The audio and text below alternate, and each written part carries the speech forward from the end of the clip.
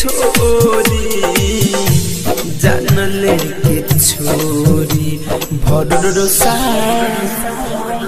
भरोसा अब का करी मांग तोहर दूसर भरी भरोसा अब का करी मांग तोहर दूसर भरी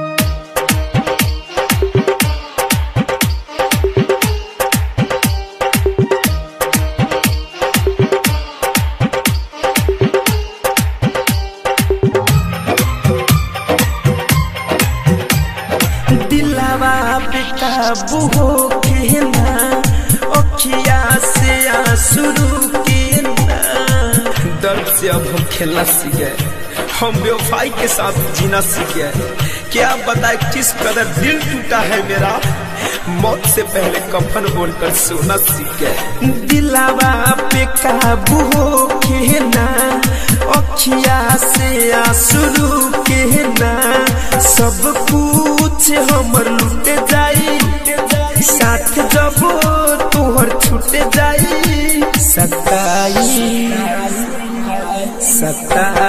याद हर घड़ी मांग तोहर दूसर भरी भरोसा अब का करी मांग तोहर दूसर भरी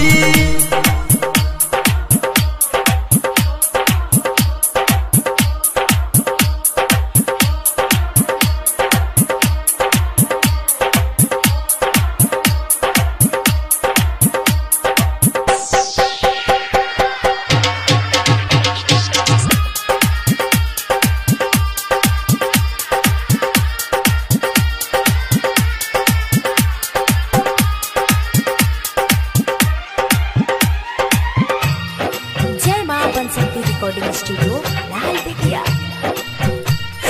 जाओ बेवफा, हमसे नाराज हो तो किस बात के लिए? हाँ अरे जाने दो, छोड़कर जिन बेवफाओं को जाना होता है नाराजगी तो बस उनका एक बहाना होता है। तुम मुझसे पूछ रही हो ये बात?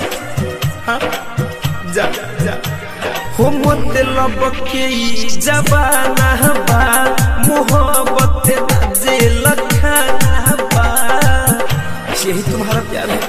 हाँ क्या बोलती पूरा जिंदगी साथ तुम्हारे साथ निभाऊंगा, यही तुम्हारी जिंदगी है। मत लब के जबाना बा मोहब्बत जे लखाना बा, फिरोज फैशन सच कहता रे धर्मेंद्र थारू भरता रे धनंजय तोहर कमरी मांग तोहर दूसर भरी भरोसा अब का करी मांग तोहर दूसर भरी।